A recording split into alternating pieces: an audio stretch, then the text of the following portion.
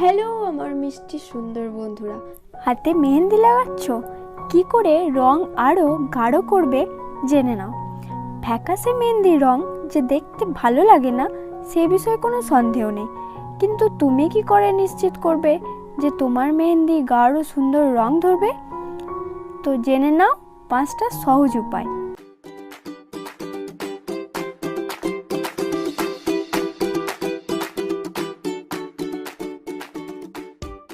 1.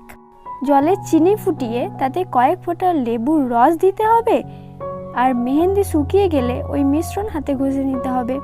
2.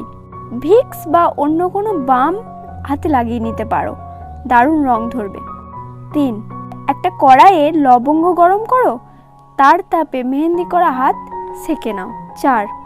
সর্ষের তেল মালিশ করে নিতে পারো, আলতার রং গাঢ় করতে এই পদ্ধতি প্রয়োগ করতেন আমাদের মা ঠাকুমারা। 5.